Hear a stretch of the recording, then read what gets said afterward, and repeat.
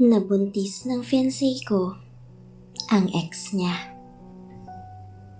Minahal ko siya ng sobra, pero mukha yatang kulang pa kahit binigay ko na ang lahat. Itago niyo ako sa pangalang Heart. I'm 27 years old from Calamba, Laguna. Nakilala ko ang isang lalaki na itago natin sa pangalang McCoy. Back in college, through my friends, he was a computer science student sa isang university dito sa Laguna. That was year 2009. Neneng-nene pa ako. I think I was just 17 years old that time. At uso noon yung mga clan-clan. Dahil na-curious ako, dahil magkakaklan sila ng mga kaibigan ko, hiningi ko ang number ni McCoy sa kaibigan ko para makasali rin ako sa clan nila. Fast forward, naging kami ni McCoy. Second year college na kami noon. Ang saya, kahit medyo patagong relasyon namin. Kasi nga, hindi pa ako pinapayagang mag-boyfriend that time. Pero kahit ganun di naman nabawasan ang pagmamahal ni McCoy. Grabe magmahal si McCoy. At ganun din naman ako sa kanya. Hindi ko rin ikakaila na siya ang una ko. Kahit hindi siya ang unang boyfriend ko. Nag-celebrate kami ng first, second, hanggang sa umabot kami ng third anniversary namin. Ang saya ko kasi siya ang pinakamatagal kong nakarelasyon. Then graduation day came. Dahil nga sa hindi basta-bastang course na nakuha niya, may naiwan siyang subject. Kaya imbes na magka-batch kami, kinailangan niya pang balikan yung isang subject niya para makagraduate siya. At ayun na nga, nagtrabaho na ako. At dito sa trabahong iyon ay sinubok ako ng panahon. Siguro nga, yun yung makapagsusubok kung kaya ko bang makipagsabayan sa realidad ng buhay. Tulad ng normal na magkarelasyon, ay nagkaroon kami ng mga hindi pagkakaunawaan at away ni McCoy. Hindi naman maiiwasan yun. Hanggang sa dumating yung puntong nabaling ang atensyon ko sa iba.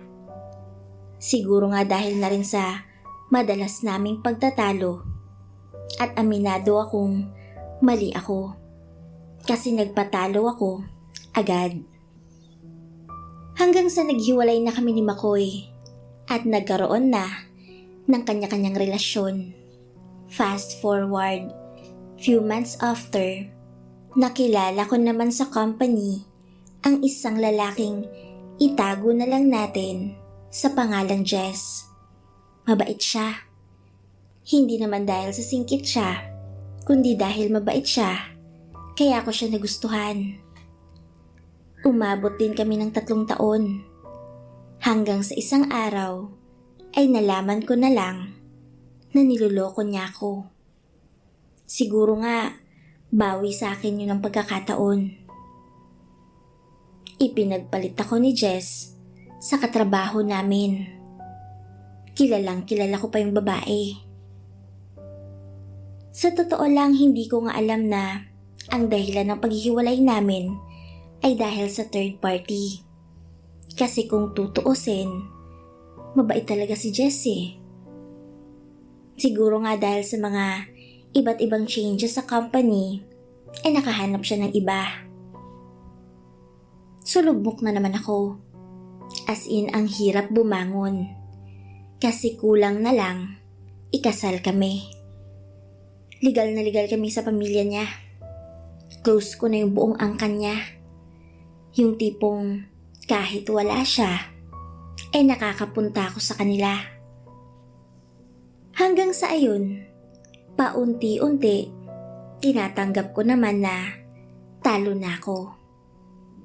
Then nabalitaan kong nag-live-in na sila ng babae. Lumipas ang ilang buwan, nagkaanak at kinasal sila. Then few months after, sa hindi inaasahang pagkakataon, nagkausap ulit kami ni Makoy. That time, wala na sila ng girlfriend niya. So bilang matagal naman simula nung naghiwalay kami, nagkaroon kami ng comeback. Ang saya ko lang kasi naisip ko na siguro siya na yung nakalaan para sa akin. Siya yung nilaan ni Lord para sa akin. And finally, maipapakilala ko na siya sa mga magulang ko. Dahil nga sa tamang edad na ako eh. Dahil nga kasi bawal pa akong mag-boyfriend doon. So nakilala na siya ng buong angkan ko. Nakakapunta na siya sa mga gatherings ng family ko. Ganun din ako sa kanila. Then February 2020 came. Kinabukasan ng birthday ko. Doon din ako nagplanong mag-celebrate. At invited ang ilan sa mga kamag-anak ko, mga kaibigan ko. Ang hindi ko inaasahan ay magpo-propose si Makoy sa akin. Ang saya. Sabi ko sa sarili ko, eto na yun. Siya na talagang inilaan ng Diyos para sa akin. Ilang buwan nang nakalipas dumating ang pandemya. Lockdown. Hindi kami nakapagkita. 3 buwan na. Puro kami video call, phone call, at text message ni Makoy. Hanggang sa umabot ng pagse-celebrate namin ng 2nd year anniversary namin. Month of September noon, prepared na ako kasi gano'n naman talaga ako. Masurpresa akong tao. I gave him gifts kasi nga gano'n ako magmahal eh. Gano'n ako mag-express ng pagmamahal. Then lumipas ang halos 1 buwan. Bigla na lang nag-message sa Facebook ang asawa ng ex ko na si Jess. Sabi niya, i-unblock ko daw yung ex ng fiancé ko at may importante daw na sasabihin sa akin. Nagtaka ako nun. Bakit magkakilala yung asawa ni Jess na ex ko at yung ex ng fiancé ko na si Makoy? Doon na ako kinabahan. Nang bigla niyang sinabi na buntis daw ang ex ni Makoy at si Makoy raw ang tatay. Nag-slow motion ang paligid ko. Sa sobrang lakas ng kabog ng dibdib ko, hindi ko maipaliwanag kung anong nararamdaman ko that time. Siyempre hindi ko nireplyan yung asawa ng ex ko. Inisip ko, baka nang titrip lang, nanggugulo lang ba? Then the next thing I did was confront my fiancé through a phone call. Nung time na yun may pasok siya at hindi kami magkasama. Ang sabi niya sa akin, bakit daw ako naniniwala agad? So nagtalo na kami. Hindi ko na rin po kasi alam kung anong gagawin ko. Hanggang sa ayoko mang i-confess sa mga mahal ko sa buhay, nag-confess na ako sa mga magulang ko tungkol sa nangyari. The next day tsaka lang kami nag-usap. Ang sakit-sakit na yung fiancé mo, nabuntis yung ex niya. Late na raw niya nalaman. So wala na rin siyang oras para masabi sa akin kasi few moments na lang nung nalaman. At doon ko napagtanto na kaya pala siya laging galit sa akin kasi stress na siya. At katulad ng explanation niya sa akin, ayaw niya akong mawala kaya hindi niya masabi-sabi sa akin. Bobo man isipin, pero 'di ba dapat sa lahat ng sinasabi niya, hindi na ako naniniwala sa ginawa niya. But I still choose to listen to his side para marinig ang explanation niya. Doon ko rin nalaman na para lang sa bata. Magulang lang ang relasyon nila nung babae at hindi raw niya ako iiwan. Doon lalong nanlambot ang tuhod at puso ko. Doon ko naintindihan at naramdaman na ganun na pala siya kalalim. Ganun ko na pala siya kalalim na minamahal. Kahit sobrang sakit ang nagawa niya sa akin, still, mapapatawad ko siya. Sa ngayon, tanga man ang tingin sa akin ng iba, tanga man kong isipin, ay pinanghahawakan ko pa rin yung mga sinasabi niya sa akin. Na may anak lang sila, pero ako pa rin ang panalo at ako pa rin ang pakakasalan. Sustento lang ang ibibigay sa nanay ng anak niya at hindi niya pababayaan yun. Sinabi rin niya yung mga plano niya para sa amin.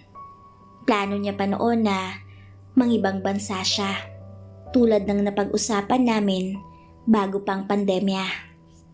Aalis kami ng bansa, mag-a-apply siya papuntang ibang bansa, tapos inaantay lang namin na matapos ang taon na to. Makakaalis na siya. At gaya ng unang plano, kukunin niya ako kapag nandun na siya. Tuloy pa rin ang communication namin sa isa't isa.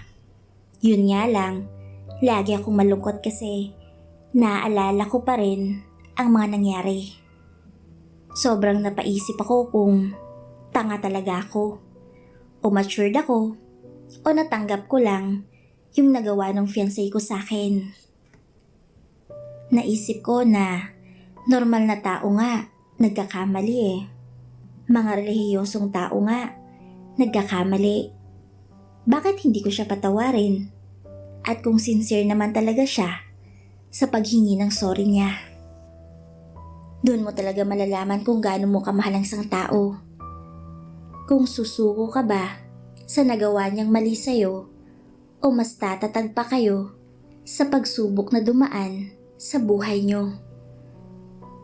Susugal ako sa laban na to dahil ngayon lang ako susugal sa buong buhay ko.